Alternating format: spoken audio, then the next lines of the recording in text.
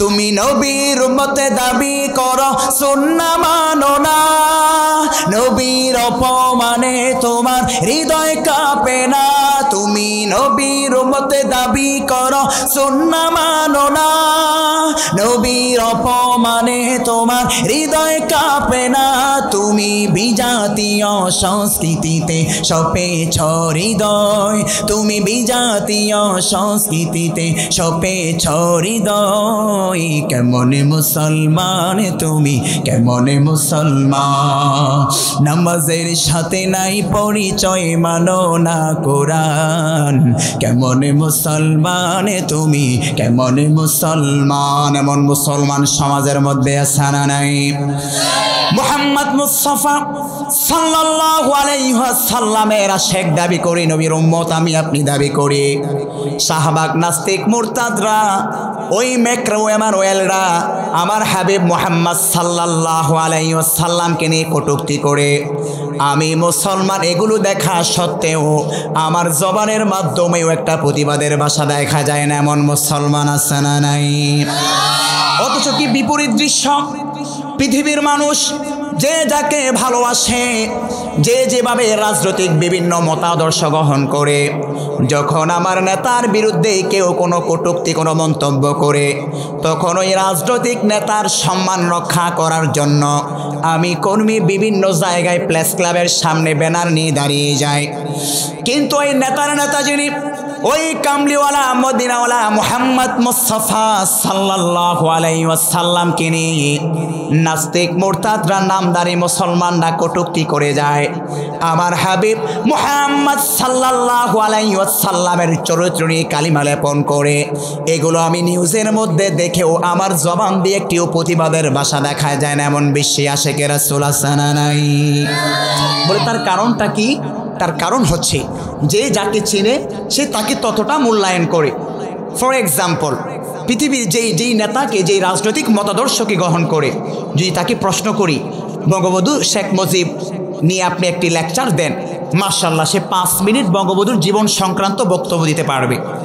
যদি জিয়াউর রহমানের সৈনিকদেরকে বলি আপনি আপনার নেতাকে নিয়ে 5 মিনিট বক্তৃতা দেন, দেখবেন মাশাআল্লাহ খুব চমৎকার জিয়াউর রহমানের জীবন বৃত্তান্ত এ টু জেড বলে দিচ্ছে। আফসোস, পরিতাপের বিষয়, আমরা মুসলমান হিসেবে জন্মগ্রহণ করেছি, যেই মুসলিম জাতিকে পথ নির্দেশনা দেওয়ার জন্য তার হাবিব মুহাম্মদ সাল্লাল্লাহু আলাইহি সাল্লামকে কোরআনুল কারীমকে দিয়ে আমাদের মাঝে পাঠালেন, ওই মুহাম্মদ সাল্লাল্লাহু আলাইহি সাল্লামের জীবন চরিত্র অনেকেই আমরা জানি না, ঠিক কিনা? ফলে পৃথিবীর মাঝে আমার নবীকে নিয়ে কটূক্তি করে যায়, আর ওই কটূক্তি দেখেও আমি কোনো মনের মধ্যে কোনো রিয়াকশন নাই। তার কারণ নবীর আজবত মোহাব্বত ভালোবাসা আমাদের অন্তরে নাই। ফলে নবীর বিরুদ্ধে কটূক্তি করে যায়, আমার মুখ দিয়ে কোনো প্রতিবাদের ভাষা দেখা যায় না। এজন্য প্রিয় ভাইয়েরা আমার, আজকে আমি আলোচনা করার চেষ্টা করব মুহাম্মদ মুস্তাফা সাল্লাল্লাহু আলাইহি ওয়াসাল্লামকে আল্লাহ পাক রব্বুল আমিন কেমন সম্মান মর্যাদা দান করলেন। যখন আমাদের অন্তরে মহানবী সাল্লাল্লাহু আলাইহি ওয়াসাল্লামের মর্যাদা জাগ্রত হবে, যখন তার সম্মান আমি আপনি জানতে পারবো, ওই হাবিবকে নিয়ে কোনো নাস্তিক মুরতাদা কটূক্তি করলে আমি শিবনগরের মুসলমান সর্বপ্রথম নারী তাকবীরের স্লোগান দিব। কথা বলেন ঠিক না বেঠিক? আল্লাহ পাক রব্বুল আমিন আমার হাবিবের কেমন মর্যাদা দান করলেন, রব্বুল আমিন নিজেই তার বিবরণ পবিত্র কোরআনুল কারীমে তুলে ধরছেন। ওয়ারাফা'না লাকা যিকরাক ফাইন্না মা'আল উসরি ইউসরা। আল্লাহ পাক রব্বুল আমিন বলছেন, হাবিব রে, আপনার মর্যাদা, আপনার শান আমি সর্বোচ্চ জায়গায় আদিষ্ট করলাম। বিশ্বনবী মুহাম্মদ মুস্তাফা সাল্লাল্লাহু আলাইহি ওয়াসাল্লাম হাদিসে কুদসির মধ্যে নিজেই তার বিবরণ তুলে ধরলেন, কেমন করে রব্বুল আমিন তার সম্মান সর্বোচ্চ জায়গায় আদিষ্ট করলেন। হাইসু মা যুকিরতু মাই।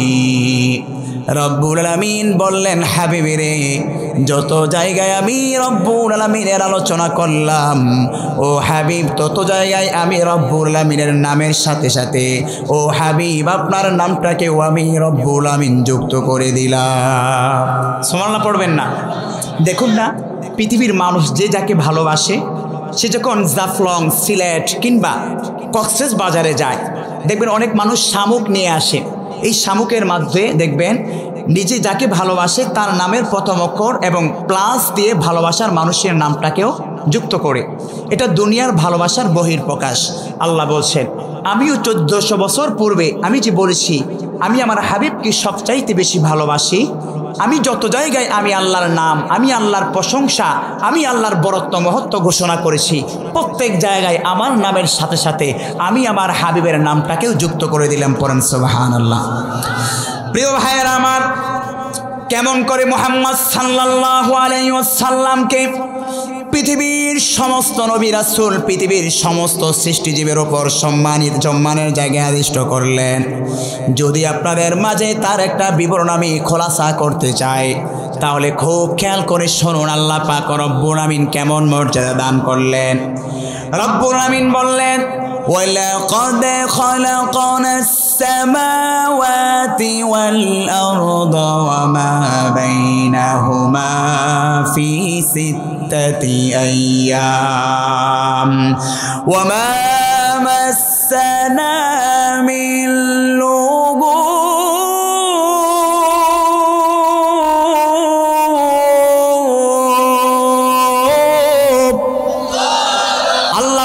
রব্বুল আমিন বললেন, ও দুনিয়ার মানুষেরা শোনো শোনো, আমি রব্বুল আলামিন এই যে তোমরা দু চোখে আসমান দেখছো আর এই যেই জমিনে তোমরা বসবাস করো, এই গোটা বিশ্বকে আমি আল্লাহ পাক রব্বুল আমিন মাত্র 6 দিনে সৃষ্টি করলাম। জান্নাত জাহান্নামকেও আমি আল্লাহ সৃষ্টি করলাম। রব্বুল আমিন বলছেন, এই পৃথিবীকে মাত্র 6 দিনে সৃষ্টি করতে গিয়ে আমি রব্বুল আলামিনকেও সামান্য গাম স্পর্শ করে নাই। পৃথিবীর মানুষ যখন কোনো কাজ সম্পাদন করতে যায়, ওই মানুষ দেখবেন ক্লান্ত শ্রান্ত হয়ে তার শরীর থেকে ঘামের ঝরঝর করে ঘাম পড়ে। কিন্তু আল্লাহ পাক রব্বুল আমিন যেই জিনিস সৃষ্টি করতে চান, তিনি শুধুমাত্র কোন বলে আর ফায়াকুন হয়ে যায়। মুফাসসিরে কেরাম বলেন, কোন শব্দ বলার প্রয়োজন নাই, আল্লাহ যা চান সেটাই হয়ে যায়। আর রব্বুল আমিন বললেন, এই পৃথিবীকে সৃষ্টি করার পর ও দুনিয়ার মানুষেরা জানো কি, কাদেরকে আমি সবচাইতে বেশি শ্রেষ্ঠত্ব দান করলাম। আল্লাহ পাক রব্বুল আমিন তার বিবরণ তিনি আমাদেরকে জানিয়ে দিলেন, ওয়ালাকাদ কাররামনা বানি আদম ওয়া হামালনাহুম ফিল বাররি ওয়াল বাহরি ওয়া রাযাকনাহুম মিনাত তাইয়্যিবাতি ওয়া ফাদ্দালনাহুম আলা কাসীরিম মিম্মান খালাকনা তাফদীলা। রব্বুল আমিন বললেন, ও দুনিয়ার মানুষরা শোনো শোনো, আমি রব্বুল আমিন এই পৃথিবীর মাঝে অসংখ্য জীব জানোয়ার লক্ষ লক্ষ কোটি কোটি তৈরি করলাম। এই সব জীব জানোয়ারের মধ্য থেকে ওয়ালাকাদ কাররামনা বানি আদম, আমি বনি আদমকে সবচাইতে বেশি সম্মানিত করলাম। কিভাবে রব্বুল আমিন বনি আদমকে সম্মানিত করলেন তার বিবরণ রব্বুল আমিন পরের শব্দে নিজেই দিচ্ছেন, ওয়া হামালনাহুম ফিল বাররি ওয়াল বাহরি। এই বনি আদমকে জল এবং স্থল ভাগে যিনি কর্তৃত্ব দান করলেন, বলুন তো একজন তিনি কে? বলে কিভাবে কর্তৃত্ব দান করলেন? 3.5 হাত একটা ছোট্ট মানুষ এই জমিনের মধ্যে কেমন করে তার কর্তৃত্ব সে খাটাচ্ছে। এই যে মাইক আমার সামনে দেখতে পাচ্ছেন, এই যে কারেন্টের তার আমার সামনে দেখতে পাচ্ছেন, এই তারটাকে যদি আমি একটু লিক করে দেই, ওই লিকের কারণে ওই মানুষটা মৃত্যু হতে পারে কিনা।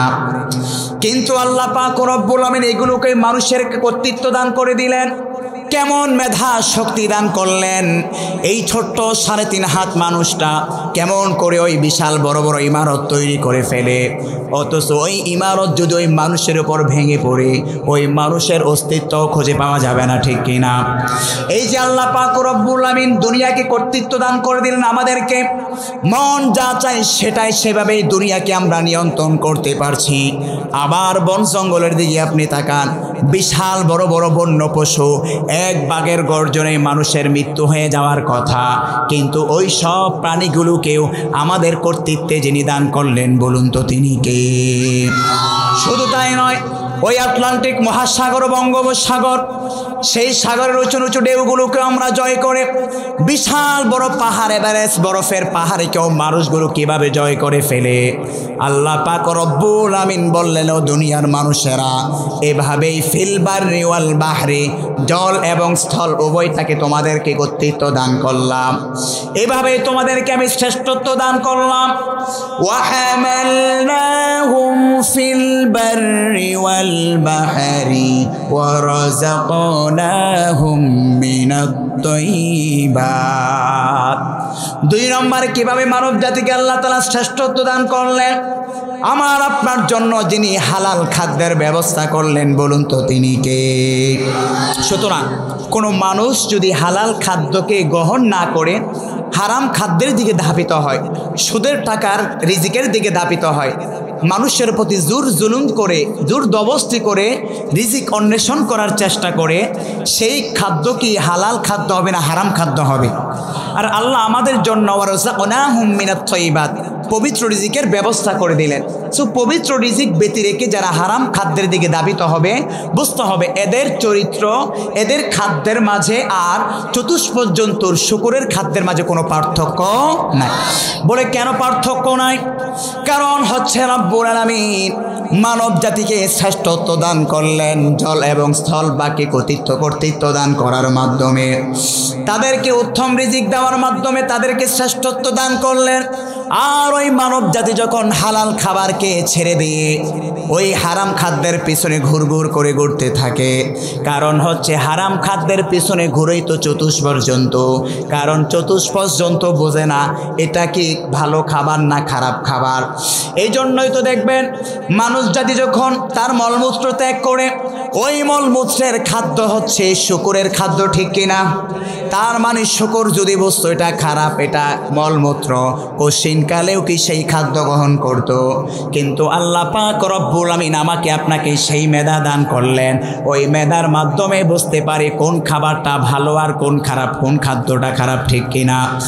এজন্য যারা হালাল খাবার ছেড়ে হারামের পিছনে ঘোরেন, যারা হালাল খাবার ছেড়ে চাঁদাবাজির টাকায় হালাল রিজিকের ব্যবস্থা করেন, নিঃসন্দেহে আপনার খাবারটা কখনকালেও হালাল হতে পারে না, বরং আপনার খাদ্য আর চতুষ্পদ জন্তুর খাদ্যের মাঝে কোনো পার্থক্য নাই, ঠিক কিনা? প্রিয় ভাইয়েরা আমার, এজন্য আল্লাহ পাক রব্বুল আমিন বললেন, এভাবেই হালাল খাদ্যের মাধ্যমে আমি মানব জাতিকে শ্রেষ্ঠত্ব দান করলাম। ওয়া ফাদ্দালনাহুম আলা কাসীরিম মিম্মান খালাকনা তাফদীলা। আর আমি রব্বুল আমিন পৃথিবীর যত সৃষ্টিজীব রয়েছে, এই সব সৃষ্টিজীবের ওপর বনি আদমকে সবচাইতে বেশি সম্মানের জায়গায় যিনি রাখলেন বলুন তো তিনি কে? সুতরাং আমরা কি বনি আদমের সন্তান নাকি বানরের সন্তান? বানরের সন্তান হওয়া যাবে? বিজ্ঞানীরা বলছে মানুষের সৃষ্টি হচ্ছে শিম্পাঞ্জি থেকে কিংবা বানর থেকে। তাদের লজিক হচ্ছে বানরের লেজ ঘষতে ঘষতে তখন মানুষে রূপান্তরিত হয়ে গিয়েছে। ওই সমস্ত কলা বিজ্ঞানীদেরকে আমি একটি যুক্তি দিতে চাই, যেই লজিকে বানরের লেজ ঘষে মানুষে রূপান্তরিত হয়ে গিয়েছে, ওই লজিক ওই যুক্তিও তো বলে যদি বানরের লেজ ঘষতে পারে তাহলে বানরের পাছাও তো ঘষতে পারে, ঠিক কিনা? বানরের পাছা ঘষতে ঘষতে বানরের অস্তিত্ব নাই তো হয়ে যেতে পারে, ঠিক কিনা? কাজেই বোঝা যাচ্ছে মানুষ কখনো বানরের তৈরি নয়, মানুষ কখনো শিম্পাঞ্জি থেকে নয়, বরং মানুষ হচ্ছে বনি আদম থেকে। কথা বলেন ঠিক না বেঠিক? আল্লাহ পাক রব্বুল আমিন বলছেন, ইয়া আইয়ুহান নাসু ইন্না খলাকনাকুম মিন যাকারিন ওয়া উনসা, আমি মানব জাতিকে মিন যাকার একজন পুরুষ, ওয়া উনসা এবং একজন নারী। মুফাসসিরে কাম অন্য আয়াতে কারিমার ব্যাখ্যায় বলেন তিনি হচ্ছেন সাইয়্যিদিনা আদম এবং হাওয়া। এই আদম এবং হাওয়া থেকে যিনি আমাদেরকে সৃষ্টি করলেন বলুন তো তিনি কে? সুতরাং আমরা কি বনি আদমের সন্তান নাকি বানরের সন্তান? কোনো জ্ঞান পাপী যদি আমাদেরকে এই সবক শিখাতে চায়, আমরা মুসলমান হিসাবে বলি তোমাদের এই জ্ঞান পাপী কথা আমরা মুসলমানরা গ্রহণ করি না, চিল্লা বলেন ঠিক কিনা? এজন্য প্রিয় ভাইয়েরা আমার, এই সমস্ত নাস্তিক মুরতাদরা কিছুদিন পর পর পাঠ্য বইয়ের মাঝে কখনো আমাদেরকে শিখাতে চায় আমরা হলাম বানরের তৈরি, আবার কখনো কখনো আমাদের ইমানকে পরীক্ষা করতে যায়, মানুষ ট্রান্সজেন্ডারে রূপান্তরিত হয়ে যায়। আবার কেউ কেউ আমাদেরকে শিখাতে চায় বিভিন্ন গল্প কিস্সার মাধ্যমে সমাজের মাঝে অশ্লীলতা, ঠিক কিনা? আমরা বলি তোমাদের এই ইমান বিধ্বংসী সমাজ নষ্ট করার জন্য এই সমস্ত জ্ঞান আমরা গ্রহণ করি না, বরং আমরা উলামায়ে কেরামের পরামর্শে কিভাবে সমাজকে সুন্দরভাবে বিনির্মাণ করা যায় সেগুলো নিয়ে আমরা আমাদের দেশকে বাস্তবায়ন করতে চাই, ঠিক কিনা? প্রিয় ভাইয়েরা আমার, বলছিলাম আল্লাহ পাক রব্বুল আমিন এভাবেই বনি আদমকে পৃথিবীর মাঝে শ্রেষ্ঠত্ব দান করলেন। প্রিয় ভাইয়েরা, যেই বিষয়টা আমি আপনাদেরকে বোঝাতে চাচ্ছি, আল্লাহ পাক রব্বুল আমিন তার হাবিবকে যে সর্বোচ্চ সম্মানের জায়গায় আদিষ্ট করলেন, কিভাবে সম্মানের জায়গায় আদিষ্ট করলেন এটা বোঝাতে গিয়ে আমি বললাম এই গোটা পৃথিবীকে আল্লাহ পাক রব্বুল আমিন কয় দিনে সৃষ্টি করলেন? এই 6 দিনে সৃষ্টি করার পর পৃথিবীর মধ্যে লক্ষ লক্ষ কোটি কোটি মিলিয়ন মিলিয়ন জীব জানোয়ার সৃষ্টি করলেন।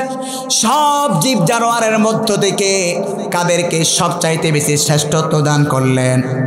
বনি আদমকে তথা মানুষকে, অর্থাৎ আমাকে আপনাকে এই সব জীব জানোয়ারের মধ্য থেকে সবচাইতে শ্রেষ্ঠত্ব দান করলেন।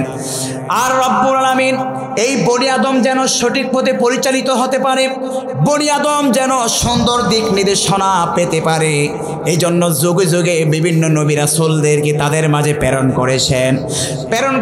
সাইয়েদিনা আদমকে প্রেরণ করা হয়েছে, সাইয়েদিনা ইব্রাহিম আলাইহিস সালাতু ওয়াস সালামকে, লক্ষাধিক নবী রাসূলদেরকে আল্লাহ পাক রব্বুল আমিন এই মানব জাতির হেদায়েতের জন্য প্রেরণ করলেন। আর রব্বুল আমিন বললেন ওয়া কুল্লাউ ফাদ্দালনা আলাল আলামিন, আর আমি রব্বুল আমিন এই গোটা বিশ্বের মাঝে যাদেরকে শ্রেষ্ঠত্ব দান করলাম বনি আদমদের মধ্য থেকে, তারা হলো আমি রব্বুল আমিনের প্রেরিত নবী রাসূল। তার মানে পৃথিবীকে সৃষ্টি করলেন 6 দিনে, তারপরে শ্রেষ্ঠত্ব দান করলেন লক্ষ লক্ষ থেকে মানব জাতিকে। এই মানব জাতির মধ্য থেকে আল্লাহ তাআলা শ্রেষ্ঠত্ব দান করলেন লক্ষাধিক নবী রাসূলদেরকে। এই লক্ষাধিক নবী রাসূলদের মধ্য থেকে আল্লাহ পাক রব্বুল আমিন মাত্র 5 জন নবীকে শ্রেষ্ঠত্ব দান করলেন। আল্লাহ পাক রব্বুল আমিন বললেন সেই 5 জন নবী হলো সাইয়েদিনা আদম আলাইহিস সালাতু ওয়াস সালাম, সাইয়েদিনা ইব্রাহিম আলাইহিস সালাতু ওয়াস সালাম, সাইয়েদিনা মূসা আলাইহিস সালাতু ওয়াস সালাম, শেষ মুহাম্মদ মুস্তাফা সাল্লাল্লাহু আলাইহি ওয়াসাল্লাম। আবার এই 5 জন নবীর মধ্য থেকে আমার আপনার কলিজার টুকরা জনাবে মুহাম্মদ মুস্তাফা সাল্লাল্লাহু আলাইহি ওয়াসাল্লামকে যিনি সর্বোচ্চ জায়গায় সম্মান দান করলেন, বলুন তো তিনি কে? তার মানে সমস্ত নবীর চাইতে আমার আপনার কলিজার টুকরা মুহাম্মদ মুস্তাফা সাল্লাল্লাহু আলাইহি সাল্লামের সম্মান সবচাইতে বেশি আল্লাহ তাআলা দান করলেন। প্রিয় ভাইয়েরা আমার, ওই নবীর উম্মত হতে পেরে আমরা সকলে খুশি না বেজার? কখনো কি ওই নবীর উম্মত হওয়ার জন্য আল্লাহর কাছে দরখাস্ত করেছি? বিনা দরখাস্তে আল্লাহ পাক রব্বুল আমিন আমাকে আপনাকে ওই কামলিওয়ালা মুহাম্মদ মুস্তাফা সাল্লাল্লাহু আলাইহি সাল্লামের উম্মত হিসাবে পাঠিয়েছেন। এই জন্য সকলে পড়ি আলহামদুলিল্লাহ। প্রিয় ভাইয়েরা আমার, বিশ্বনবী সাল্লাল্লাহু আলাইহি ওয়াসাল্লামের উম্মত হওয়ার জন্য কত নবীরা পর্যন্ত দরখাস্ত করেছে। সাইয়েদিনা মূসা আলাইহিস সালাতু ওয়াস সালাম রব্বুল আলামিনের কাছে দরখাস্ত করলো, ও রব্বুল আলামিন, তাওরাত কিতাবের মধ্যে আমি পড়ে পড়ে পেয়েছি শেষ নবীর যেই উম্মতগণ আসবে তাদের মর্যাদা নাকি অনেক বেশি হবে। তারা যদি পূর্বের উম্মতের 300 বছরের হায়াত যারা পেয়েছে, শেষ নবীর উম্মতেরা যদি জীবনে একটা সুন্নত বাস্তবায়ন করে পূর্বের উম্মতগণ যেই 300 বছরে যে আমলটা করেছে, এই শুধুমাত্র ছোট্ট একটা সুন্নত পালন করার কারণে ওই 300 বছরের সওয়াব যিনি লিখে দিবেন, বলুন তো তিনি কে? সাইয়েদিনা মূসা আলাইহিস সালাতু ওয়াস সালাম যখন শেষ নবীর উম্মতে অর্থাৎ আমার আপনার ফজিলত জানতে পারলো, তিনি রব্বুল আলামিনের কাছে দরখাস্ত করলো, ও রব্বুল আলামিন, আপনিও আমার উম্মতকে সেই মর্যাদা দান করেন একবার নয়, দুবার নয়, 8 বার রব্বুল আলামিনের কাছে দোয়া করলো, ও রব্বুল আলামিন, আমি মুসার উম্মতকেও সেই মর্যাদা, সেই বৈশিষ্ট্য দান করেন। আল্লাহ পাক রব্বুল আলামিন সাইয়েদনা মুসাকে বললেন, রে মুসা, তুমি যেই দোয়া করছো এটা তো কোশ্চিন কালেও কবুল হওয়ার মতো নয়।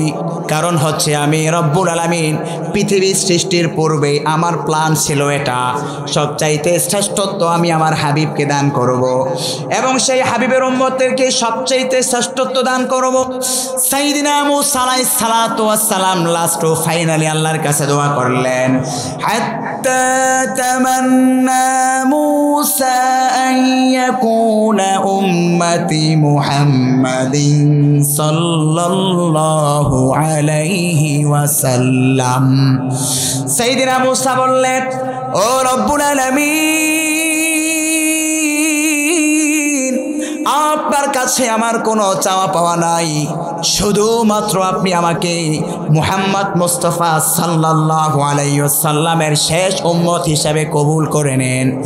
আল্লাহ পাক রব্বুল আলামিন সাইয়েদনা মুসা আলাইহিস সালাতু ওয়াস সালামের সেই দোয়াও কবুল করলেন না, তবে পৃথিবীর মধ্যে শুধুমাত্র একজন নবীর দোয়াই আল্লাহ পাক রব্বুল আলামিন কবুল করে নিলেন। তবে তিনি পৃথিবীর মধ্যে আসবেন কিয়ামতের পূর্বে। ইমাম মাহদী আলাইহিস সালাতু ওয়াস সালামের যখন আবির্ভাব হবে, ইমাম মাহদীর পূর্বে পৃথিবীর মধ্যে সাইয়েদনা ঈসা আলাইহিস সালাতু ওয়াস সালাম আসবেন। তিনি একজন কিতাবী নবী ছিলেন। তিনি পৃথিবীর মধ্যে আসবেন মুহাম্মদ মুস্তাফা সাল্লাল্লাহু আলাইহি ওয়াসাল্লামের উম্মত হিসাবে, নবী হিসাবে নয়।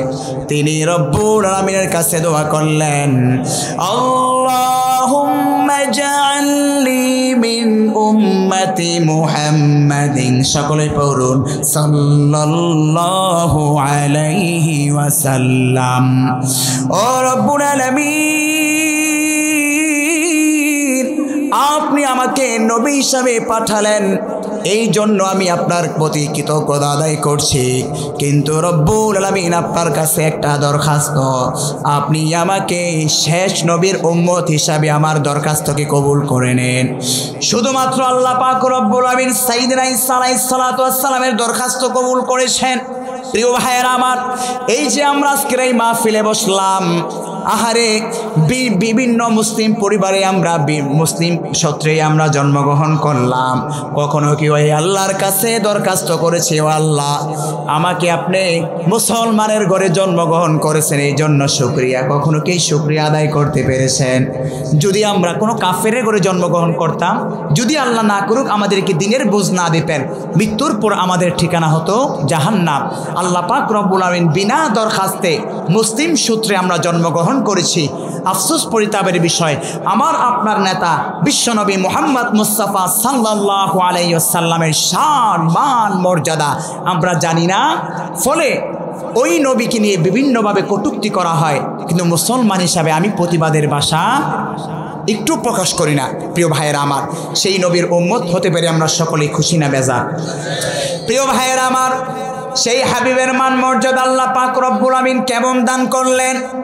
আল্লাহ পাক রব্বুল আমিন বলছেন, ফাল্লাযীনা আমানু বিহি ওয়া আযযারুহু ওয়া নাসারুহু ওয়াত্তাবাউন নূরাল্লাযী উনজিলা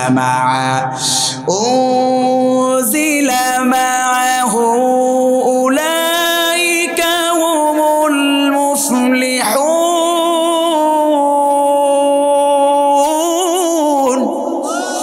আল্লাহ পাক রব্বুল আমিন বললেন, ও দুনিয়ার মানুষেরা, যেমনইভাবে তোমরা আমি রব্বুল আলামিনের প্রতি ঈমান আনলা, আমার হাবিব মুহাম্মদ সাল্লাল্লাহু আলাইহি ওয়াসাল্লামের প্রতি একইভাবে ঈমান আনতে হবে। সুবহানাল্লাহ পড়বেন না? আল্লাহর প্রতি ঈমান আনলেন কিন্তু রাসূলকে আপনি মানলেন না, তাহলে আপনি মুসলিম হতে পারবেন? বর্তমান সমাজে নতুন এক ফিতনার আবির্ভাব হয়েছে। আহলে কোরআন নামে এক ফিতনা, যারা নিজেদেরকে দাবি করে আমরা শুধুমাত্র কোরআনকে মানি, কোরআন যেই দিক নির্দেশনা দিচ্ছে সেই দিক নির্দেশনা অনুযায়ী আমরা আমাদের ধর্মকে প্র্যাকটিস করতে চাই। প্রিয় ভাই সব, রাসূল পাক সাল্লাল্লাহু আলাইহি সাল্লামকে ব্যতি রেখে যদি আপনি ইসলাম ধর্মকে ফলো করতে চান, তার মানেই হচ্ছে আপনি এমন সন্তান দাবি করলেন যে হুজুর আমি সন্তান, কিন্তু আমি আমার বাপকে আমি বাবা হিসাবে মানি না। কেউ যদি এই কথা বলে তাহলে কি সে কি সুসন্তান নাকি জারজ সন্তান? তো কেউ যদি বলে যে আমি কোরআন মানি কিন্তু রাসূলকে মানি না, তাহলে তার উদাহরণ হচ্ছে যেই কোরআনকে আল্লাহ তাআলা যেই হাবিবের মাধ্যমে পাঠালেন, আপনি তাকেই না মেনে কোরআন মানার অর্থ হচ্ছে আপনি একজন ভণ্ড মুসলমান। কথা বলেন ঠিক না বেঠিক? সুতরাং এই আহলে কোরআন ফিতনা থেকে আল্লাহ আমাদের সকলকে হেফাজত করুন। সকলে পড়ছি আমিন। মুসলমানদের ঈমানকে নষ্ট করার জন্য যুগে যুগে নানান ফিতনা আবির্ভাব হচ্ছে। কখনো হিজবুত তাওহীদের ফিতনা ইমাম সেলিম, কখনো আহলে কোরআনের ফিতনা, কখনো কাদিয়ানীদের ফিতনা। এভাবে বিভিন্ন ফিতনায় আমাদের মুসলমানদের ঈমানকে জড়িত করে ফেলছে। তবে মুসলমানরা সাবধান, মুসলমান সব সময় চক্ষু খোলা রাখে যেন তার ঈমানকে কোনো থাবা এসে নষ্ট করে না দিতে পারে। কথা বলেন ঠিক না বেঠিক? এজন্য প্রিয় ভাইয়েরা আমার, আল্লাহ পাক রব্বুল আমিন জানিয়ে দিলেন, ও দুনিয়ার মানুষেরা, যদি তোমরা আমি রব্বুল আমিনকে বিশ্বাস করে থাকো, ফাল্লাযীনা আমানু বিহি, আমার হাবিব মুহাম্মদ সাল্লাল্লাহু আলাইহি ওয়াসাল্লামের প্রতিও তোমাদের ঈমান আনতে হবে। ফাল্লাযীনা আমানু বিহি ওয়া আযযারুহু, নাম্বার 2, আমার হাবিবের মর্যাদা, সম্মান, ইজ্জত আবরু রক্ষা করার জন্য প্রয়োজনে নিজের জীবনকেও তোমরা বিলিয়ে দিবে। কথা বলেন ঠিক না বেঠিক? মুসলমানরা মুহাম্মদ সাল্লাল্লাহু আলাইহি সাল্লামের ইজ্জত আবরু রক্ষা করার জন্য প্রয়োজনে নিজের জীবনকেও বিলিয়ে দিতে প্রস্তুত। তারপরেও বিশ্বনবীর বিরুদ্ধে কোনো কটূক্তি মুসলমান সহ্য করবে না। কথা বলেন ঠিক না বেঠিক? প্রিয় ভাইয়ের আমার, তার জ্বলন্ত প্রমাণ হচ্ছে খুবাইব রাদিয়াল্লাহু তাআলা আনহুর শাহাদাতের ঘটনা।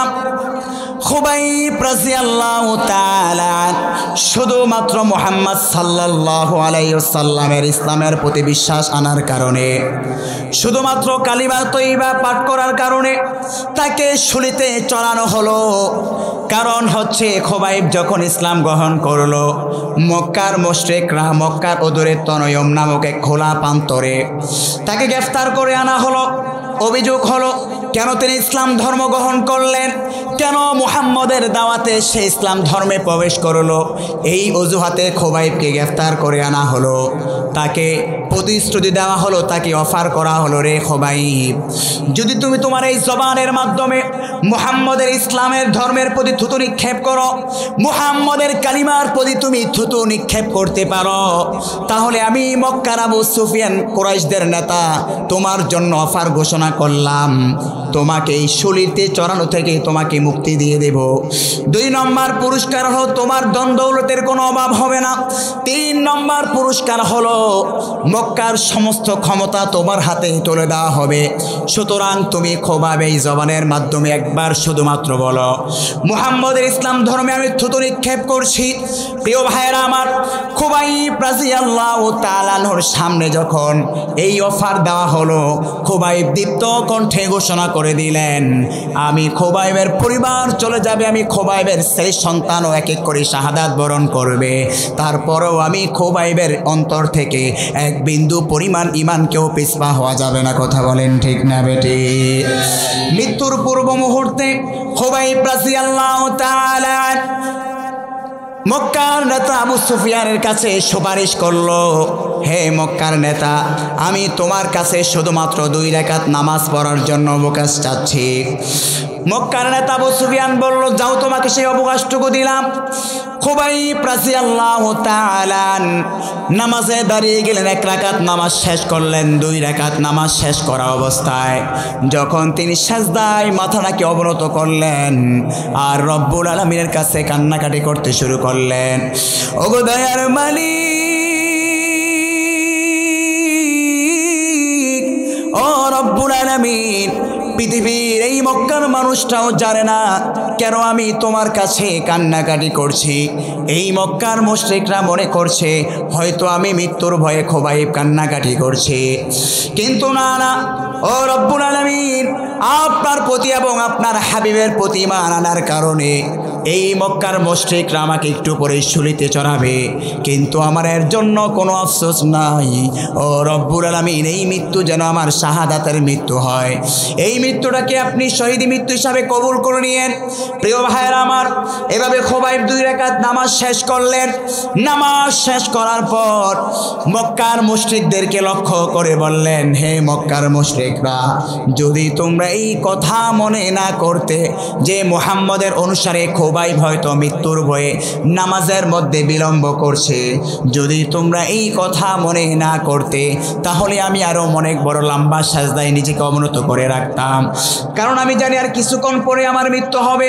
সুতরাং মৃত্যুর পূর্ব মুহূর্তে আমি চাইতাম যেন দীর্ঘ সময় আমার রবের সাথে কথোপকথন হয়ে যায়, কিন্তু তোমরা মনে মনে কথা অনুধাবন করবে যে মুহাম্মদের অনুসারে খুবাইব মৃত্যুর ভয়ে নামাজকে দীর্ঘ করছে। যাতে তোমরা এই কথা মনে না করে, সেজন্য আমি নামাজকে শেষ করে দিলাম। প্রিয় ভাইয়েরা আমার, খুবাইব রাদিয়াল্লাহু তাআলা যেন কোনোভাবে ইসলাম থেকে পরিত্রাণ দিলেন না, যখন কোনোভাবেই মুহাম্মদ সাল্লাল্লাহু আলাইহি সাল্লামকে তিরস্কার করলেন না। মক্কার নেতারা যারা ফাঁসির কাস্টে তাকে ঝুলাবে, তার এই যে 5টা আঙ্গুল রয়েছে, সেই 5টা আঙ্গুলের মধ্যে 5টা পেরেক বিদ্ধ করে দিলেন কাঠের সাথে। অপর হাতের মাঝে 5টা পেরেক তার হাতের মাঝে বিদ্ধ করে দিলেন, পায়ের মধ্যে পেরেক বিদ্ধ করে দিলেন। আর অমৃতেই মুহূর্তে তাকে শুলিতে চড়ানো হলো। কিন্তু খুবাইব রাদিয়াল্লাহু তাআলা মৃত্যুর পূর্ব মুহূর্ত রাসূলের প্রতি কোনো ঘৃণা প্রকাশ করে নাই, ইসলাম ধর্ম থেকে এক বিন্দু পরিমাণ বিচ্যুত ঘটে নাই। এটাই ছিল সাহাবায়ে কেরাম ইমানের প্রতি অবিচলতা, এটাই ছিল নবীজি সাল্লাল্লাহু আলাইহি সাল্লামের প্রতি ভালোবাসার বহিঃপ্রকাশ।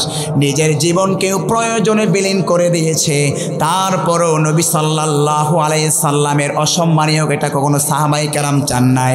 সুতরাং ওই নবীর উম্মত হয়েও আমরা কি নবীর প্রতি কখনো বিদ্রুপ সহ্য করতে পারি?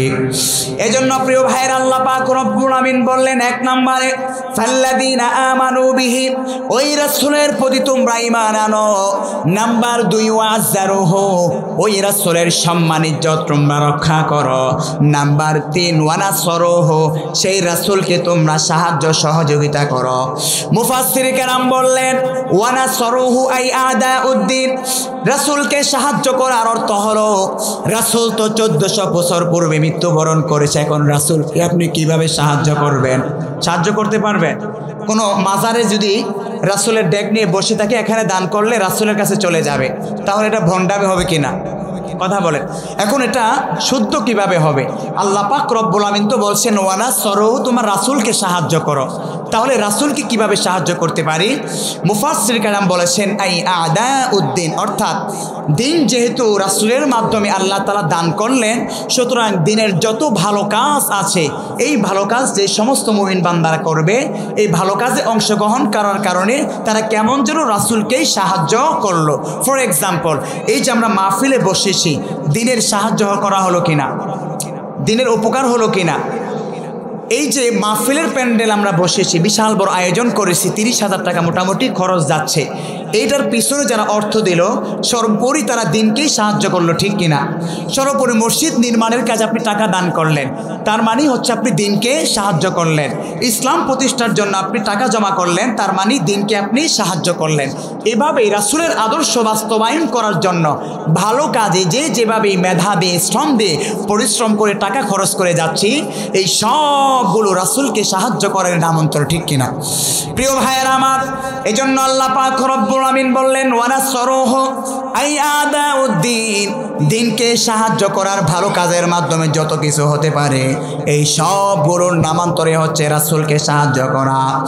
লাস্ট ও ফাইনালিও দুনিয়ার মুসলমানরা, যদি তোমরা আলটিমেটলি সাকসেসফুল হতে চাও, ওয়াত্তাবাউন নূরাল্লাযী উনজিলা মাআহু উলাইকা হুমুল মুফলিহুন, সব কিছু মানলা, রাসূলরা শেখ দাবি করলা, রাসূলের ইজ্জত রক্ষা করার জন্য প্রয়োজনে মিছিল মিটিং করলা, দিনকেও সাহায্য করলা, কিন্তু রাসূল যেই নূর নিয়ে পৃথিবীর মধ্যে আসলো ওই নূরকে যদি তুমি ফলো না করো তাহলে কি সফল হওয়া যাবে?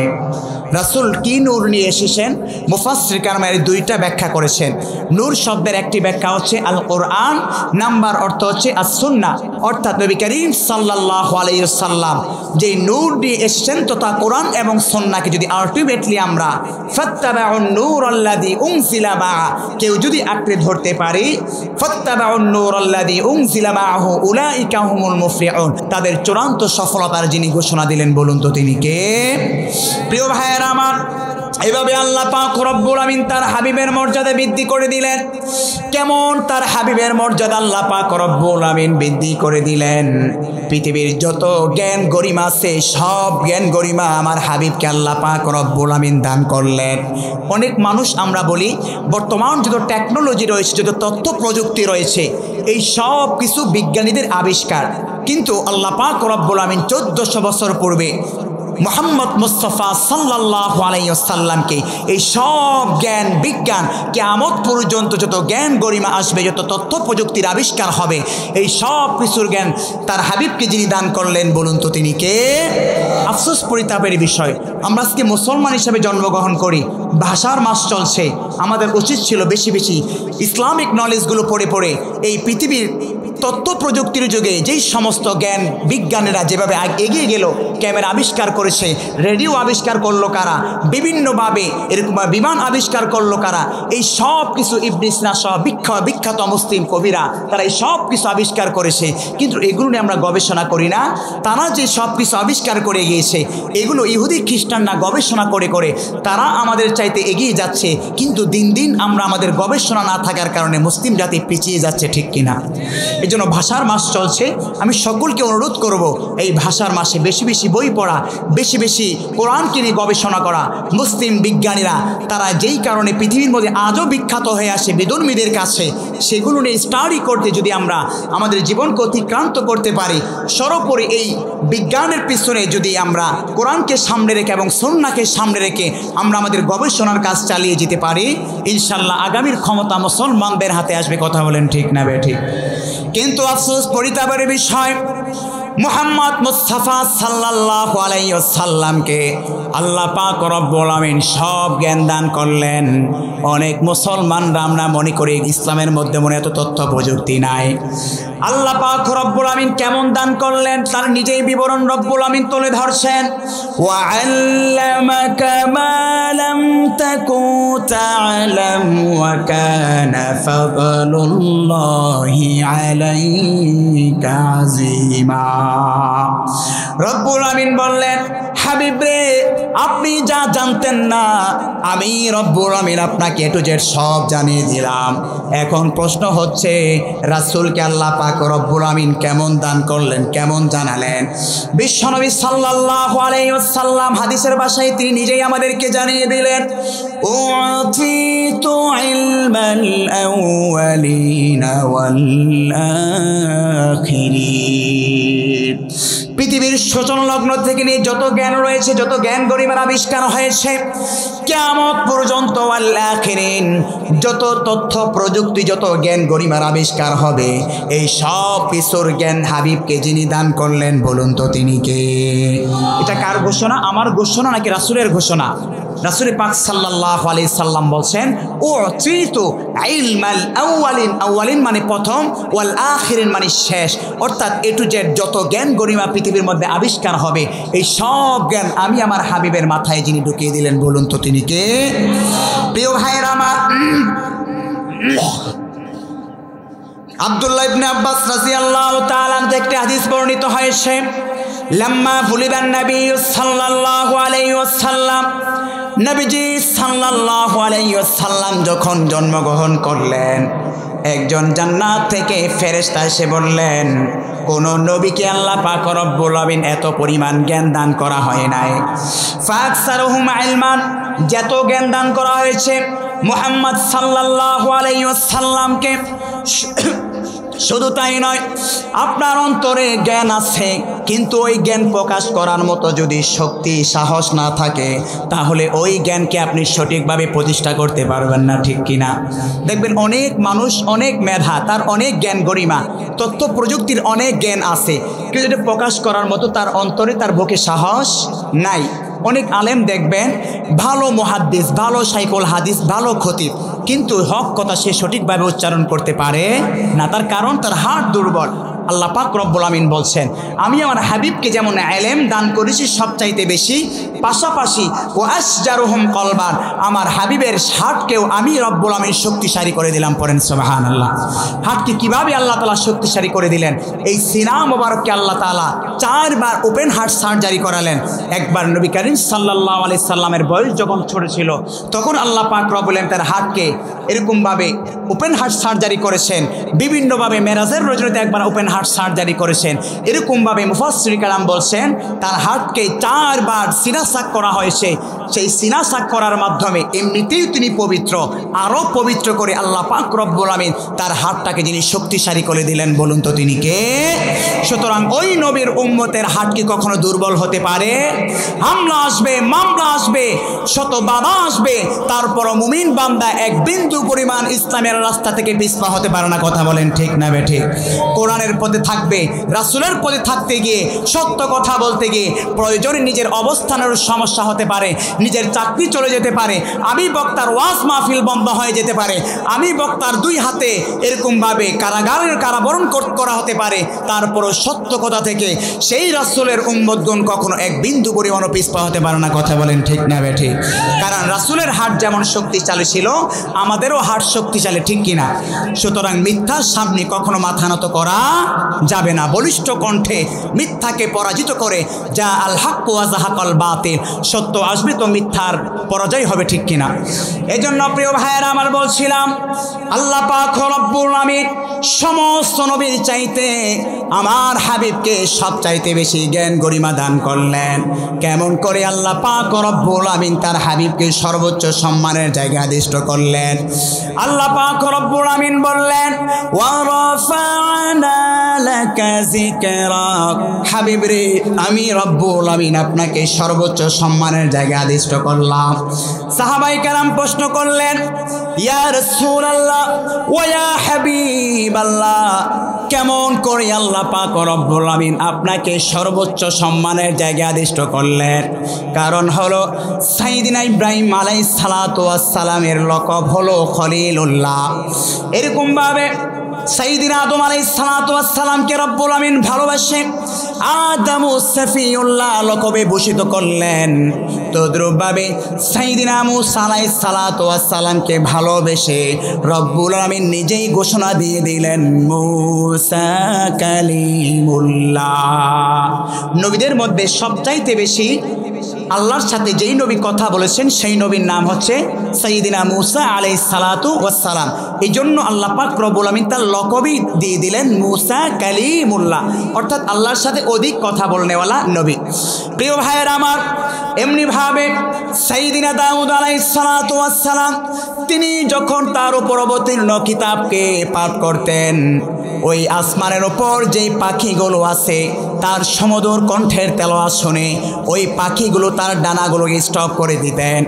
শুধু তাই নয়, সাইয়্যিদিনা দাউদ আলাইহিস সালাতু ওয়াস সালাম যখন কোনো সমুদ্রের পাড়ে গিয়ে তার উপর অবতীর্ণ কিতাব তেলাওয়াত করতেন, সমুদ্রের মাছগুলো ওই সমুদ্রের কোলে এসে তার তেলাওয়াত শুনে মুগ্ধ হয়ে যেত। সাহাবায়ে কেরাম প্রশ্ন করলেন, ইয়া রাসূলুল্লাহ ওয়া ইয়া হাবিবাল্লাহ, তাহলে কেমন করে আল্লাহ পাক রব্বুল আলামিন সমস্ত নবীর চাইতে আপনার মর্যাদা দান করলেন, তার একটু ব্যাখ্যা আমরা শুনতে চাই। নবীজি সাল্লাল্লাহু আলাইহি ওয়াসাল্লাম সাহাবায়ে কেরামের এই প্রশ্নের জবাবে বললেন, ও আমার সাহাবারা, আল্লাহ পাক রব্বুল আলামিন সাইয়্যিদিনা ইব্রাহিম আলাইহিস সালাতু ওয়াস সালামকে খলিলুল্লাহ লকবে ভূষিত করলেন। আর খলিলুল্লাহ শব্দের অর্থ হচ্ছে আল্লাহর বন্ধু, খলিল মানে অর্থ হচ্ছে বন্ধু। আর আল্লাহ পাক রব্বুল আমিন আমি রাসূলকে যেই লকবে ঘোষিত করলেন, আমার লকব দেওয়া হলো হাবিবুল্লাহ। সুবহানাল্লাহ পড়বেন না? প্রশ্ন হলো, খলিলুল্লাহ শব্দের হচ্ছে আল্লাহর বন্ধু, হাবিবুল্লাহ শব্দের অর্থ হচ্ছে আল্লাহ পাক রব্বুল আমিনের বন্ধু। তাহলে দুটার অর্থই তো পেলাম আল্লাহর বন্ধু। তাহলে এই দুই শব্দের অর্থের মাঝে আল্লাহ তাআলা যে তার হাবিবের মর্যাদা বেশি বাড়ালেন কিভাবে? প্রিয় ভাইয়েরা আমার, মুফাসসির কেরাম হাবিবুল্লাহ এবং খলিলুল্লাহর শব্দের অর্থ ব্যক্ত করতে গিয়ে বললেন, খলিলুল্লাহর শব্দের অর্থ হলো, এটার অর্থ আল্লাহর বন্ধু, কিন্তু সাইয়েদিনা ইব্রাহিম আলাইহিস সালাতু ওয়াস সালাম যিনি আল্লাহর বন্ধু, ওই বন্ধু স্বয়ং আল্লাহ পাক রব্বুল আমিনের জন্য পাগল পারা হয়েছিলেন, অর্থাৎ ইব্রাহিম নবী আল্লাহর জন্য দেওয়ানা হয়েছিলেন। আর হাবিবুল্লাহ শব্দের অর্থ হলো আল্লাহ পাক রব্বুল আমিনের বন্ধু, কিন্তু এটা কেমন বন্ধু? অর্থাৎ যেই মুহাম্মদ মুস্তাফা সাল্লাল্লাহু আলাইহি ওয়াসাল্লামের ভালোবাসায় যিনি এই গোটা বিশ্বকে সৃষ্টি করলেন, স্বয়ং ওই রব্বুল আমিন আমার রাসূলের জন্য নিজেই পাগল পারা হয়ে গেলেন। সুবহানাল্লাহ পড়বেন। তার মানে হচ্ছে খলিলুল্লাহ সাইয়েদিনা ইব্রাহিম আলাইহিস সালাতু ওয়াস সালামের লকব ছিল, যেই খলিল আল্লাহর ভালোবাসায় দেওয়ানা ছিলেন। কিন্তু হাবিবুল্লাহর অর্থ হচ্ছে যিনি গোটা বিশ্বকে সৃষ্টি করলেন, যিনি গোটা নবীদেরকে সৃষ্টি করলেন, স্বয়ং ওই আল্লাহ আমার হাবিবের জন্য দেওয়ানা হয়ে গিয়েছেন। পড়েন সুবহানাল্লাহ। বলে কেমন দেওয়ানা হয়েছেন? আল্লাহ পাক রব্বুল আমিন কোন নবীকে তার আরশে আজিমের মেহমান বানান নাই, শুধুমাত্র একজন নবীকে তিনি তার আরশে আজিমের মাঝে মেহমান বানালেন। কোন রাত্রিতে মেহমান বানালেন আল্লাহ পাক রব্বুল আমিন নিজেই তার বিবরণ জানিয়ে দিলেন। রব্বুল আমিন বললেন, সুবহানাল্লাযী আসরা বিআবদিহি লাইলাম মিনাল মাসজিদিল হারামি ইলাল মাসজিদিল আকসাল্লাযী বারাকনা হাওলাহু লিনুরিয়াহু মিন আয়াতিনা। আল্লাহ পাক রব্বুল আমিন বলছেন, সেই পুত পবিত্র সত্তা আসরা বিআবদিহি লাইলাম মিনাল মাসজিদিল হারাম, যিনি ওই মক্কা শরীফে অবস্থিত মসজিদে হারাম থেকে ভ্রমণ করালেন ইলাল আকসা, মসজিদে আকসার দিকে কাকে ভ্রমণ করালেন? ইলা আবিদিহি, তার বান্দা মুহাম্মদ সাল্লাল্লাহু আলাইহি সাল্লামকে ভ্রমণ করালেন। আর ওই মসজিদে আকসা থেকে যিনি প্রথম আসমান, দ্বিতীয় আসমান, তৃতীয় আসমান, চতুর্থ আসমান, পঞ্চম, ষষ্ঠ, সপ্তম আসমান ভেদ করে, ওই বাইতুল মামুরকে ভেদ করে, সিদরাতুল মুনতাহাকে ভেদ করে, বুরাকের মাধ্যমে ওই মেরাজের রজনীতে তার আরশে আজিমে যিনি মুহাম্মদ সাল্লাল্লাহু আলাইহি ওয়াসাল্লামকে মেহমান বানালেন, বলুন তো তিনি কে? আল্লাহ পাক রব্বুল আমিন স্পেশাল ভাবে মেরাজের রজনীতে মুহাম্মদ সাল্লাল্লাহু আলাইহি ওয়াসাল্লামকে তার মেহমান বানালেন। আর মেহমান বানিয়ে সর্বশ্রেষ্ঠ যেই উপঢৌকন তিনি দান করলেন, ওই উপঢৌকনের নাম হলো কয় ওয়াক্ত নামাজ? 5 ওয়াক্ত নামাজ। সুতরাং ওই 5 ওয়াক্ত নামাজ সব সময় পড়ব তো ইনশাআল্লাহ। প্রিয় ভাইরা আমার, বলছিলাম এভাবে আল্লাহ পাক রব্বুল আমিন আমার হাবিবের মর্যাদা দান করলেন। আল্লাহ পাক রব্বুল আমিন শুধু তাই নয়, আমার হাবিবকে সর্বশেষ নবী হিসাবে ঘোষণা করলেন। পৃথিবীর মধ্যে আর কোনো নবী এমন আসে নাই যে বলেছে, আজকে যদি বলা হয় মাননীয় প্রধানমন্ত্রী শেখ হাসিনার পরে আর কোনো বাংলাদেশি নেতা আসবে না, তিনি যতদিন বেঁচে থাকবে তিনি সারা জীবন নেতা হিসাবে থাকবে, নিশ্চয় এই ঘোষণা দেওয়ার সঙ্গে সঙ্গে যারা দলীয় কর্মী আছে নিশ্চয় তারা খুশি হবে না বেজার হবে? খুশি হবে কিনা? এটা হচ্ছে আচ্ছা, এটা হচ্ছে খুশির সংবাদ। তার মানে আল্লাহ পাক রব্বুল আমিন পৃথিবীর মধ্যে যত নবী রাসূল এসেছেন, সমস্ত পৃথিবীর মধ্যে যত নবী রাসূল এসেছেন, কোনো নবীকে আল্লাহ বলে নাই যে আপনি শেষ নবী, আপনার পরে আর কোনো নবী আসবে না। শুধুমাত্র আল্লাহ পাক রব্বুল আমিন আমার হাবিব মুহাম্মদ, সকলেই পড়ি মুহাম্মদ সাল্লাল্লাহু আলাইহি ওয়াসাল্লাম, তার ক্ষমতার পর, তার পাওয়ারের পর, তার রাজত্বের পর, তার ইসলাম ধর্মের পর, তার কোরআনের পর আর কোনো নবী আসবে না। সুতরাং সমস্ত নবীর চাইতে আমার হাবিবের এই লকবের কারণে সম্মান বেশি হলো না কম হলো? প্রিয় ভাইয়েরা আমার, কিন্তু এক শ্রেণীর মুসলমান নামদারি রয়েছে যারা নিজেদেরকে মির্জা গোলাম আহমদ কাদিয়ানী দাবি করে নবী করিম সাল্লাল্লাহু আলাইহি ওয়াসাল্লামকে যে শেষ নবী হিসাবে পাঠালেন, মির্জা গোলাম আহমদ কাদিয়ানী সেটাকে বিশ্বাস করে না। তার কিছু অনুসারী রয়েছে তারাও এই ঘোষণাকে বিশ্বাস করে না। যদি কোনো মুসলমান নিজে দাবি করে আমি একজন মুসলমান কিন্তু শেষ নবীকে আমি শেষ নবী হিসাবে স্বীকৃতি দেই নাই, তাহলে সেটা কি সে প্রকৃত মুসলমান নাকি ভণ্ড মুসলমান? বলে ভণ্ড মুসলমান। তার কারণ কি? কারণ আল্লাহ পাক রব্বুল আমিন বলে দিলেন, মা কানা মুহাম্মাদুন আবা আহাদিম মির রিজালিকুম ওয়ালাকিন রাসূলুল্লাহি ওয়া খাতামান নবিয়্যিন। আমার হাবিবকে যিনি শেষ নবী হিসাবে পৃথিবীর মধ্যে পাঠালেন, বলুন তো তিনি কে? স্বয়ং নবী বলছেন, আনা খাতামুন নবিয়্যিন লা নাবিয়্যা বাদি, আমি হলাম শেষ নবী, আমার পরে আর কোনো নবী আসবে না। সুতরাং যে মুসলমান নিজেকে নবীর উম্মত দাবি করবে কিন্তু সাথে সাথে যদি শেষ নবী হিসাবে স্বীকৃতি না দেয়, তাহলে সে কি মুসলমান না কাফের? সুতরাং এই সমস্ত কাফেরদের বিরুদ্ধে রাষ্ট্রীয়ভাবে কাফের ঘোষণা হওয়ার দরকার আছে না নাই? আল্লাহ তাআলা যারা রাষ্ট্র ক্ষমতায় আছে তাদেরকে সঠিক বুঝ দান করুন। সকলে পড়ছি আমিন। এখন প্রশ্ন হতে পারে, হুজুর রাষ্ট্রে কে কাফের আর কে না কাফের, এটা রাষ্ট্রে আইডেন্টিফাই দেওয়ার কি? কেন আপনারা এই দাবি জানাচ্ছেন? প্রিয় ভাইয়েরা আমার, একটা উদাহরণ আমি আপনাদেরকে দেই। ধরুন আপনি আপনার বাবার লিগ্যালভাবে সন্তান, এখন কেউ যদি আনলিগ্যালভাবে আপনার বাবার সন্তান দাবি করে, তাহলে সমস্যা তৈরি হবে কিনা? কারণ আপনার যে সম্পত্তি আছে সেই সম্পত্তি সে ভাগ বসাবে, প্রকৃতপক্ষে সে আসল সন্তান না, নানান সমস্যা হবে কিনা? তো এখন যিনি আসল সন্তান আছে তার জন্য করণীয় হচ্ছে কে আসল সন্তান আর কে নকল সন্তান, এটাকে মানুষের সামনে স্পষ্ট করে দেওয়া তার উপর ফরজ হয়ে যাবে, ঠিক কিনা? তদ্রূপভাবে যদি কে আমরা আসল মুসলমান আর কে নকল মুসলমান এটা মানুষের সামনে স্পষ্ট করে না দেয়, তাহলে সরল মোনা মুসলমান নবীর উম্মত ভেবে কাদিয়ানীদেরকে তারাও ওই দলে ঢুকে যাবে, কিন্তু দিন শেষে তারা ঈমান হারা হয়ে যাবে, ঠিক কিনা? এই জন্য প্রিয় ভাইরা আমার, যারা কাদিয়ানী তারাও তাদের অধিকার নিয়ে বসবাস করুক, কিন্তু মুসলিম বলে নয়, বরং তারা আহমদিয়া মুসলিম হিসাবে থাকুক। কখনো মুসলিম হিসাবে যদি নিজেদেরকে দাবি করে, নবী সাল্লাল্লাহু আলাইহি ওয়াসাল্লামকে শেষ নবী হিসাবে স্বীকৃতি হবে, ঠিক কিনা? আল্লাহ পাক রব্বুল আমিন বললেন, আমি আমার হাবিবকে এভাবে মর্যাদা দান করলাম, আমি বলে দিলাম আনা খাতামুন নবিয়্যিন লা নাবিয়্যা বাদি, আমি হলাম শেষ নবী, আমার পরে আর কোনো নবী আসবে না। এই শেষ নবীর মাধ্যমে আমার হাবিবের মর্যাদা বাড়লো না কমলো?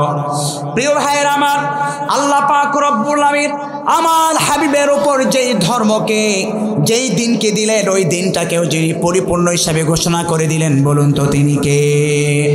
কোনো মুসলমান যদি দাবি করে যে আমি এজ এ মুসলিম কিন্তু আমি বিশ্বাস করি ইসলাম পরিপূর্ণ ধর্ম না, তাহলে তার ঈমান আছে না গেছে? কারণ আল্লাহ পাক রব্বুল আমিন বলছেন, আল ইয়াউমা আকমালতু লাকুম দীনাকুম ওয়া আতমামতু আলাইকুম নি'মাতি ওয়া রাদিতু লাকুমুল ইসলাম দীনা। নবীজি সাল্লাল্লাহু আলাইহি সাল্লাম বিদায় হজের ভাষণে সমস্ত সাহাবায়ে কেরামকে লক্ষ্য করে বললেন, আজকের মাধ্যমে আমি তোমাদের মাঝে দিনকে পরিপূর্ণ করে দিলাম।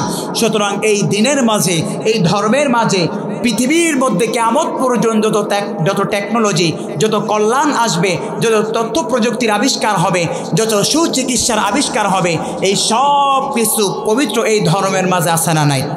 করোনার সময় কত কিছু যে আবিষ্কার হলো, কিভাবে করোনা থেকে মুক্তি পেতে পারে, দিন শেষে একটা ওষুধই আবিষ্কার হলো, সেটা হচ্ছে কোনো মানুষ যদি হাত মুখ সবসময় ধুয়ে রাখে, নাক মুখ ধুয়ে রাখে, তাহলে এই জীবাণু থেকে সে পরিত্রাণ পাবে। আচ্ছা বলুন, আমরা যারা মুসলিম আছি, 5 ওয়াক্ত নামাজের পূর্বে আমাদের জন্য যিনি ওযু ফরজ করে দিলেন, বলুন তো তিনি কে?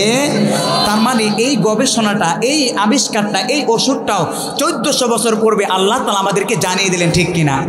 কোনো ওষুধেই কাজে আসে নাই, শুধুমাত্র এই একটা ওষুধেই ছিল যে সব সময় পবিত্র থাকো, সব সময় হাত মুখ ধুয়ে রাখো। এরকমভাবে বিশ্বনবী সাল্লাল্লাহু আলাইহি সাল্লামের জমানায়ও যখন এই সমস্ত মহামারী ছড়িয়ে গিয়েছিল, তখন নবীজি সাল্লাল্লাহু আলাইহি সাল্লামের দিক নির্দেশনা ছিল মানুষ যেন এক অঞ্চল থেকে, এক পাড়া থেকে, এক ঘর থেকে অপর ঘরে না যায়। এই দিক নির্দেশনা তৎকালীন যুগে ছিল। বিজ্ঞানীরাও একই গবেষণা প্রকাশ করলো, যাদের এই রোগ সংক্রমণ হয়ে যাবে যেই এলাকায়, সেই এলাকায় লকডাউন দিয়ে দাও, এটার নাম দেওয়া হয়েছে লকডাউন। আর এই 1400 বছর পূর্বে রাসূল আমাদের একটা সুন্নত হিসাবে জানিয়ে দিলেন, সুবহানাল্লাহ পড়বেন না? সুতরাং কেউ যদি ইসলাম ধর্মকে পরিপূর্ণ ধর্ম হিসাবে বিশ্বাস না করে, তাহলে তার ঈমান থাকবে না, কারণ আল্লাহ নিজেই বলছেন এটা পরিপূর্ণ ধর্ম। সুতরাং আমাদের অপরিপূর্ণ মেধার কারণে আমরা গবেষণা করে পাই না, এটা আমাদের দোষ। কয়জন মানুষ এমন আছে যে ইসলামকে নিয়ে গবেষণা করি, পৃথিবীর তথ্য প্রযুক্তি কত কিছু নিয়ে গবেষণা করি, কিন্তু কোরআনকে নিয়ে আমরা গবেষণা করি না। অথচ ইহুদি খ্রিস্টানরা এগুলো নিয়ে গবেষণা করে করে তারা আমাদের সুন্নতকে নিয়ে বিশাল বড় বড় অ্যাওয়ার্ড পাচ্ছে। আমরা মুসলমানরা এই যুগে এসে আমরা পিছিয়ে যাচ্ছে, ঠিক কিনা? অথচ আমাদের পূর্বেরকার যারা এরকমভাবে মনুষ্য ছিল, কত বড় বড় বিজ্ঞানী, অধিকাংশ বিজ্ঞানী মুসলিম ছিল, ঠিক কিনা? এই জন্য প্রিয় ভাইয়েরা আমার, রাসূল পাক সাল্লাল্লাহু আলাইহি ওয়াসাল্লামের উপর যেই ধর্ম ইসলামকে দেওয়া হলো, সেই ধর্মকে আল্লাহ পাক রব্বুল আমিন পরিপূর্ণ ধর্ম হিসাবে ঘোষণা করে দিলেন। আবার তিনি এমন রাসূল ছিলেন, তিনি যা নিয়ে এসেছেন, তিনি মুখ দিয়ে যেটাই বলেছেন ওটাই ইসলাম ধর্মের মধ্যে শরীয়ত হয়ে গিয়েছে, ঠিক কিনা? যেমনটা আল্লাহ পাক রব্বুল আমিন বলছেন, ওয়ামা আতাকুমুর রাসূলু ফাখুযুহু ওয়ামা নাহাকুম আনহু ফান্তাহু। নবীজি সাল্লাল্লাহু আলাইহি ওয়াসাল্লাম যেই কোরআন এবং সুন্নাহ নিয়ে পৃথিবীর মধ্যে আসলেন, তোমরা সেটাকে আঁকড়ে ধরো, আর যা থেকে তিনি বারণ করেছেন তা থেকে তোমরা দূরে থাকো। তার মানে নবীজি সাল্লাল্লাহু আলাইহি সাল্লাম যদি বলেছেন তোমরা এটা করো, তাহলে ইসলাম ধর্ম এটাও শরীয়ত হয়ে গিয়েছে, ঠিক কিনা? নবীজি সাল্লাল্লাহু আলাইহি সাল্লাম বলেছেন এটা করা যাবে না, ইসলাম ধর্মে এটা যিনি হারাম করে দিলেন, বলুন তো তিনি কে? নবীজির কথার এত দাম, তিনি যেটা বলেছেন করো ওইটা ইসলাম ধর্মে হালাল, আর তিনি যেটা বলেছেন করা যাবে না ওটা ইসলাম ধর্মে কি হয়ে গিয়েছে? হারাম হয়ে গিয়েছে। তার পাওয়ার আল্লাহ তাআলা এতটুকু দান করলেন। প্রিয় ভাইয়েরা আমার, তাকে আল্লাহ পাক রব্বুল আমিন কেমন সম্মান, কেমন মর্যাদা দান করলেন। যদি আপনার তার নামটাকে একটু গবেষণা করেন, পৃথিবীর মধ্যে সবচাইতে জনপ্রিয় যেই নাম সেটি হচ্ছে মুহাম্মদ। সুবহানাল্লাহ পড়বেন না? কারণ হচ্ছে পৃথিবীর মাঝে অবিসংবাদিত নেতা হিসাবে যাকে রব্বুল আমিন পাঠালেন, তিনি হলেন মুসলিম ধর্মের নেতা, আমার নেতা, আপনার নেতা, সকলে পড়ুন বিশ্ব নেতা মুহাম্মদ মুস্তাফা সাল্লাল্লাহু আলাইহি ওয়াসাল্লাম। ওই নবীর নাম হলো মুহাম্মদ। মুহাম্মদ শব্দের অর্থ হলো প্রশংসিত, অধিক প্রশংসিত। আচ্ছা বলুন, সমস্ত নবী রাসূল, সমস্ত সৃষ্টিজীবের চাইতে আমার নবীর প্রশংসা যিনি সবচাইতে বেশি ঘোষণা করলেন, বলুন তো তিনি কে? বলে কেমন করে আল্লাহ তাআলা তার নবীর প্রশংসা করলেন? আল্লাহ পাক রব্বুল আমিন বললেন, আলহামদুলিল্লাহি রাব্বিল আলামিন। সমস্ত প্রশংসা একজনের জন্য, বলুন তো তিনি কে? অন্যদিকে আল্লাহ পাক রব্বুল আমিন বললেন, রে হাওয়া হাবিব, কেমন করে আপনার সম্মান, আপনার মর্যাদা, কেমন করে আপনাকে আমি প্রশংসিত করলাম। ওয়ামা আরসালনাকা ইল্লা রাহমাতাল লিল আলামিন। আল্লাহ পাক রব্বুল আমিন বললেন, রে হাবিব, আমি গোটা বিশ্বের জন্য আপনাকে রহমতের নবী হিসাবে ঘোষণা করে দিলাম। সুবহানাল্লাহ পড়বেন না? আলহামদুলিল্লাহি রাব্বিল আলামিন শেষেও আলামিন আছে না নাই? ওয়ামা আরসালনাকা ইল্লা রাহমাতাল লিল আলামিন, এখানেও রাসূলের প্রশংসা, রাসূলের বৈশিষ্ট্য, রাসূলের মর্যাদার ঘোষণা দিতে গিয়ে আলামিন শব্দটা আছে না নাই? তার মানে ওইখানে সমস্ত প্রশংসা ঘোষণা করলাম একজনের, বলুন তো তিনি কে? আর এখানে রাসূলের ঘোষণা করা হলো তিনি গোটা আলমের জন্য রহমতের নবী। আল্লাহ পাক রব্বুল আমিন বললেন, রে হাবিব, আলম বলা হয় এই দুই চোখে আমরা গোটা বিশ্বকে দেখছি। এই বিশ্বের বাইরে জান্নাত, যেই জাহান্নাম রয়েছে, যেই ফুলসিরাত নামে জগৎ রয়েছে, ওই গোটা জগতে যেমন আমি রব্বুল আমিনের প্রশংসা করা হয়েছে, তদ্রূপভাবে হাবিব রে যতটুকু পরিধির সম্মানের আমি অধিকারী, যতটুকু জায়গার ক্ষমতার আমি আল্লাহ অধিকারী, যতটুকু জায়গায় আমার প্রশংসা জপা হয়, ও হাবিব ততটুকু এরিয়ার জন্য ওয়ামা আরসালনাকা ইল্লা রাহমাতাল লিল আলামিন, আপনাকে আমি আল্লাহর রহমতের নবী হিসাবে পাঠিয়ে দিলাম। পড়েন সুবহানাল্লাহ। প্রিয় ভাইয়েরা আমার, তার মানে আল্লাহর পাওয়ার যত জায়গায়, আল্লাহর ক্ষমতা যত জায়গায়, ততটুক পরিধির জন্য আল্লাহ তাআলা তার হাবিবকে রহমতের নবী হিসাবে পাঠালেন। আর ওই নবীর একটা নাম হলো মুহাম্মদ। মুহাম্মদ মানে হচ্ছে অধিক প্রশংসিত। এই জন্যই তো মক্কার মুশরিক আবু সুফিয়ান, উতবা, সাইবা, আবু জাহেলরা যদিও নবীকে নেতা না মানে নাই, তারপরও তারা কশিন কালো নবীর চরিত্রের ব্যাপারে কোনো কালিমা লেপন করে নাই। কথা বলেন ঠিক না বেঠে? এই জন্যই তো মক্কার মুশরিকরা সবচাইতে বিশ্বস্ত যে মানুষ ছিল তৎকালীন সময়ে, তার নামই হচ্ছে মুহাম্মদ সাল্লাল্লাহু আলাইহি ওয়াসাল্লাম। তার ঘোষণা দেওয়া হলো আল আমিন। আল আমিন মানে হচ্ছে বিশ্বস্ত। যদি তিনি বিশ্বস্ত না হতেন কখনো তাকে এই ঘোষণা দেওয়া হতো না। সুতরাং বর্তমান বিশ্বে সবচাইতে জনপ্রিয় নাম হচ্ছে মুহাম্মদ। ইহুদি খ্রিস্টানরাও, জাপান, আমেরিকার এক তথ্য গবেষণায় উঠে এসেছে, পৃথিবীর মধ্যে সবচাইতে ইহুদি খ্রিস্টানরাও এই নামটাকে রাখছে। তার কারণ হচ্ছে তার মতো জনপ্রিয় ব্যক্তি পৃথিবীর মধ্যে কখনো আসে নাই, বর্তমানেও আসবে না, কিয়ামত পর্যন্ত মুহাম্মদ সাল্লাল্লাহু আলাইহি সাল্লামের মতো নেতা কখনো আসবে না। ওই নবীর সম্মান কি শুধুমাত্র আল্লাহ তাআলা দুনিয়াতেই দিল না আখিরাতেও দিবেন? আল্লাহ পাক রব্বুল আমিন কোনো নবীকে কিয়ামতের দিন তার উম্মতের জন্য সুপারিশের ক্ষমতা দিবেন না। শুধুমাত্র এই ক্ষমতাটুকু আবার আপনার কলেজার টুকরা জনাবে মুহাম্মদ, সকলে পড়ি সাল্লাল্লাহু আলাইহি ওয়াসাল্লামকে এই পাওয়ারটুকু দিয়েছেন। এই ওয়াজ আমরা সকলেই জানি। সমস্ত উম্মতগণ দিকভ্রান্ত হয়ে হাসরের ময়দানে যাবে সাইয়েদিনা আদম আলাইহিস সালাতু ওয়াস সালামের কাছে। আদম আলাইহিস সালাতু ওয়াস সালাম বলবেন, আমি আল্লাহর একটি ভুলের কারণে একটি ভুল করে ফেলেছিলাম গন্ধম ফল খাওয়ার কারণে, সুতরাং আল্লাহর কাছে সুপারিশ করার চেহারা আমার মধ্যে নাই। তোমরা চলে যাও সাইয়েদিনা ইব্রাহিম আলাইহিস সালাতু ওয়াস সালামের কাছে। এভাবে সমস্ত উম্মতগণ বিভিন্ন নবীদের কাছে যেতে যেতে যাবেন সাইয়েদিনা মূসা আলাইহিস সালাতু ওয়াস সালামের কাছে, যাবে সাইয়েদিনা ঈসা আলাইহিস সালাতু ওয়াস সালামের কাছে, যেতে যেতে সর্বশেষ যাবে মুহাম্মদ মুস্তাফা সাল্লাল্লাহু আলাইহি ওয়াসাল্লামের কাছে। নবীজি সাল্লাল্লাহু আলাইহি সাল্লাম তখন আল্লাহ তাআলার কাছে দোয়া করবেন। আল্লাহ তাআলা নবীজি সাল্লাল্লাহু আলাইহি সাল্লামকে সিজদা থেকে, মাথা থেকে অবনত করা থেকে উঠতে বলবেন। তখন নবীজি সুপারিশ করবেন যে আল্লাহ, আমার একজন উম্মত যেন জাহান্নামে না যায়। আল্লাহ তাআলা বলবেন, নবী হে, যারা যারা আপনার আদর্শকে বাস্তবায়ন করেছে, যারা যারা শিরিক বেদাত থেকে দূরীভূত ছিল, একটা উম্মতেও জাহান্নামে যাবে না, বরং সমস্ত উম্মতকে আমি আল্লাহকে জান্নাতের ঘোষণা দিয়ে দিলাম। শুধুমাত্র তাই নয়, হাসরের ময়দানে সব নবীরা এই নবীর পিছনে পিছনে থাকবে, আর এই নবীর হাতে একটি পতাকা দেওয়া হবে। সেই পতাকার নাম হচ্ছে লেওয়াউল হামদ, অর্থাৎ প্রশংসার পতাকা।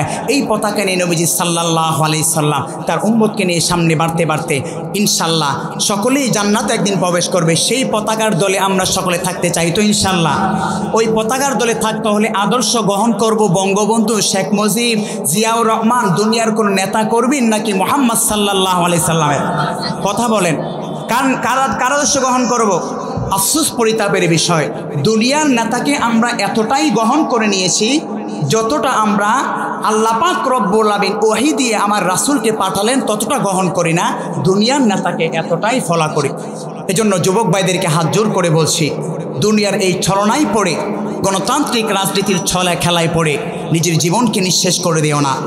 যদি সেই জীবনটুকু নবীর আদর্শকে গ্রহণ করে, সেই নবীর আদর্শ বাস্তবায়ন করতে গিয়ে যদি নিজের জীবনটাকে বিলীন করে দাও, তোমার জন্য যিনি শহীদ মৃত্যু রেখেছেন বলুন তো তিনি কে?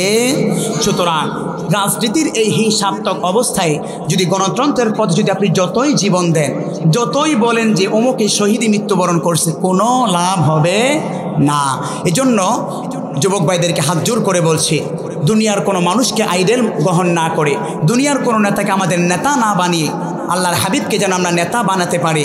আল্লাহ তাআলা আমাদের সকলকে সেই বুঝ দান করুন। সকলে পড়ছি আমিন।